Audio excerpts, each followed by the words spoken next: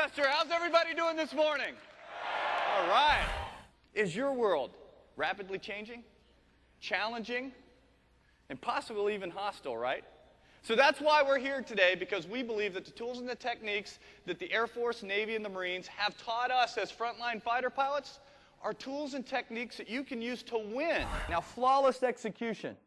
It's kind of like the perfect round of golf, right? I mean, it's always something that we're shooting for, but it's rarely ever attained.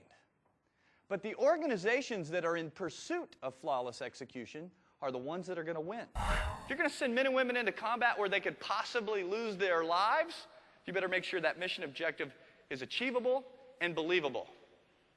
And it must support the overall strategy of the organization or your vision. Hey, if I'm going to risk my butt on your mission objective, I want to know how I fit into the overall big picture, don't you? Strategy can win even with inferior tactics. But great tactics will rarely win long-term with a poor strategy.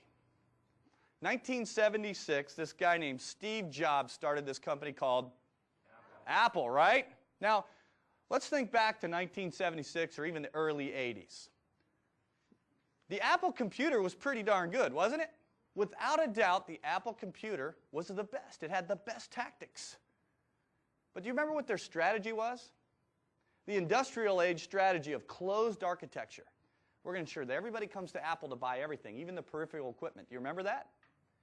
Versus the PC that came along a few years later. And in just 3 years after its introduction, had 70+% of the market that Apple owned. And then another critical component is take that lesson learned, pull it out of the debrief process, expose it to the rest of the organization, transfer your lesson learned so you accelerate everybody's learning experience as if they were there risking their lives or their butts to learn what you learned today. It's an awesome process. Ladies and gentlemen, I guarantee you, if you plan effectively, you brief the plan or communicate the plan, you go out and execute flawlessly, and then most importantly, if you take time to debrief right after you land from your missions and take the rank and the names off, come away with some lessons learned and put them right back into the planning process, you will truly win in a rapidly changing environment.